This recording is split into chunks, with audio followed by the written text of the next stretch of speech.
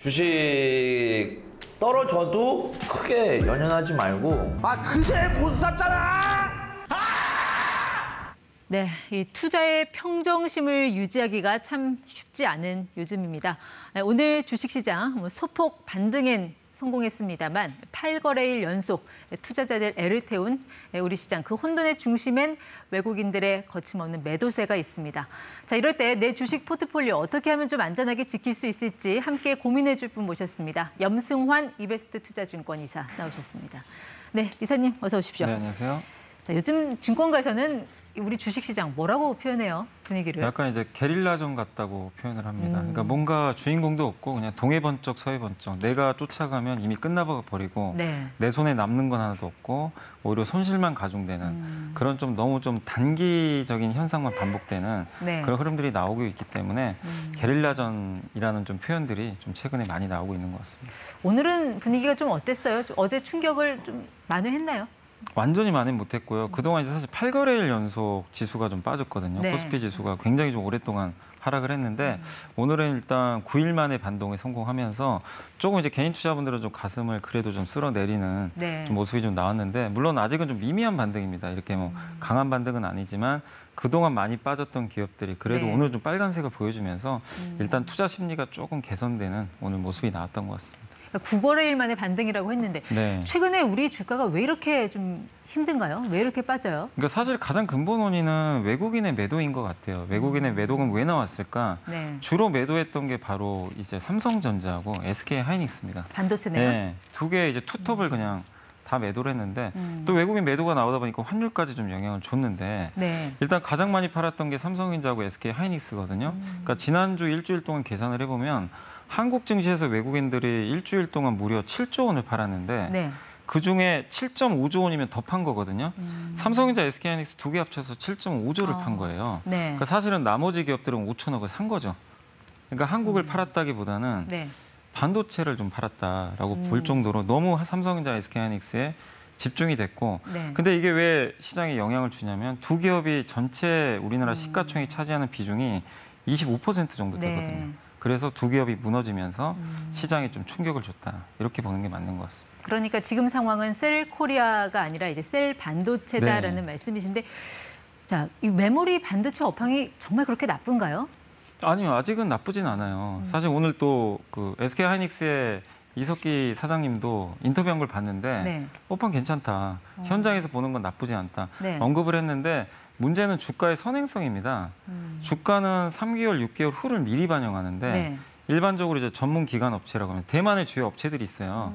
거기서 4분기에 PC 디램 가격이 5% 떨어질 것 같다. 네. 예상을 해버렸어요. 그러다 보니까 이제 시장에서는 미리 선반영을 하거든요, 주가가. 네. 그래서 앞으로 안 좋아지겠다.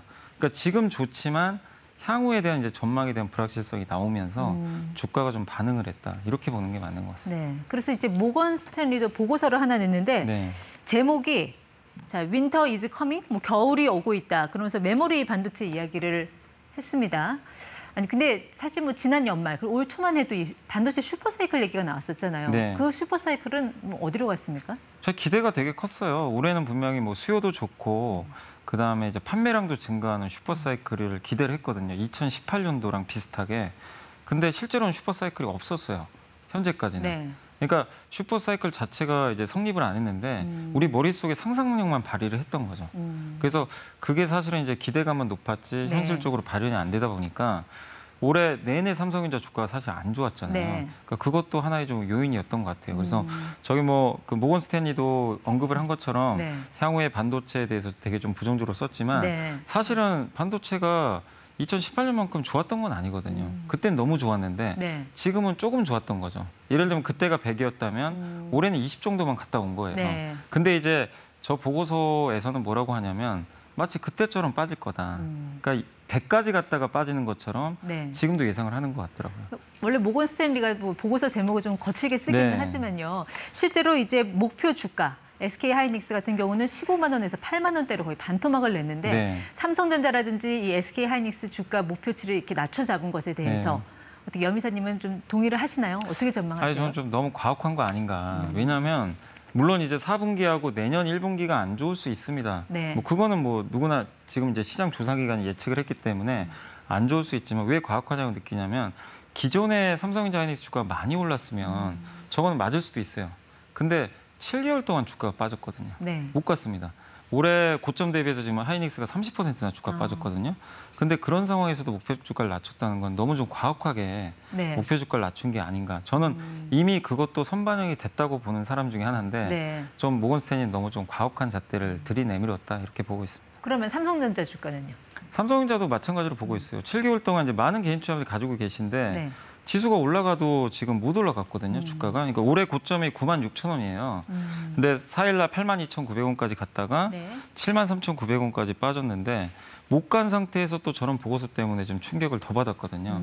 근데 어쨌든 모건스탠의 논리는 뭐 이해를 하지만 네. 목표 주가 측면에서는 좀 너무 좀 가혹한 잣대를 들이민 게 아닌가라고 생각을 하고 있습니다. 지금 우리 주식시장의 하락세가 뭐 단기적인 것일지 아니면 이게 추세적인 하락으로 갈지 그 여부를 떠나서 일단 단기적으로라도 좀 소나기는 피해가는 게 맞지 않나요? 이럴 때 어떻게 좀 그러니까 물론 이제 전략을 그게 당연히 소나기가 좀 내리니까 피해가는 건 맞는데 중요한 거는 우리가 봤을 때 그 소나기가 이제는 더 이상 소나기가 아니라 약간 이제 가랑비처럼 네. 천천히 내린다면은 우리가 너무 무서워할 필요는 없는데 너무 급하게 소나기가 내려간 것 같아요. 제가 봤을 때는 4분기 내년 1분기에 대한 우려감이 소나기로 바뀐 건데 이미 반영했습니다. 네. 그래서 저는 제가 봤을 때는 앞으로는 비가 좀 잦아들 것 같아요. 네. 그런 관점으로 보면은 지금 이렇게 충격받은 시점에서 너무 조심할 필요는 저는 없다 이렇게 말씀을 드리고 오히려 싶습니다. 지금이 이제 저가 매수의 시점이 될 수도 있다라는 뜻인가요? 네, 맞습니다. 근데 이제 뭐 현금이 풍부한 사람이야 그렇게 뭐 위기가 기회가 될 수도 있지만 우리가 보통 풀베팅이라고 하죠. 네. 있는 돈 다 이제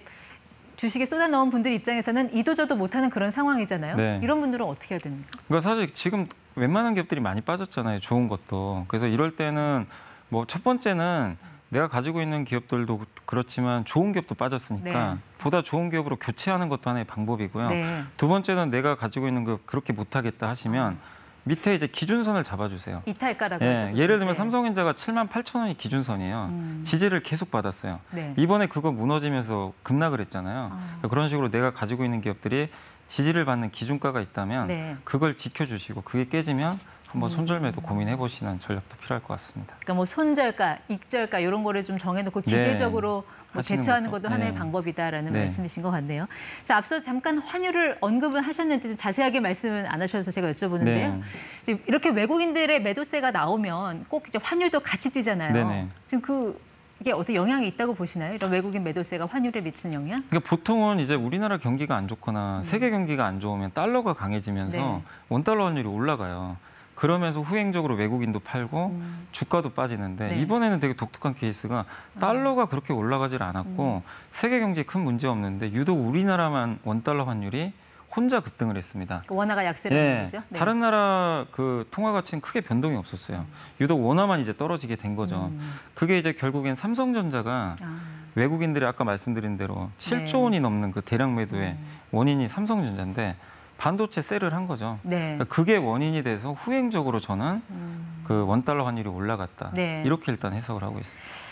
자, 지금 같은 약세장에서도 뭐 몇몇 좀 빛나는 종목도 있기는 있습니다. 네. 염희사님 눈에는 어떤 게 좀 들어오시나요? 가장 눈에 들어온 게 이제 대통령님도 K-백신 얘기를 하셨잖아요. 네. 역시 그 백신 관련주들, 뭐 대표적으로 SK 바이오사이언스 같은 기업들이 이번 급락장에서도 오히려 주가가 엄청나게 오르면서 네. 시장을 이끌어줬고 그 다음에 역시 좀 눈에 띄는 게 금융업종, 뭐 보험도 좋았는데 네. 근데 그 중심에는 역시 카카오뱅크가 있는 것 같아요. 네. 카카오뱅크가 오늘은 좀 흔들렸지만 공모가 대비해서 주가가 2배 이상 올랐거든요. 네. 근데 외국인들은 삼성전자를 사실은 버리고 카카오뱅크를 선택을 했던 것 같아요. 네. 네.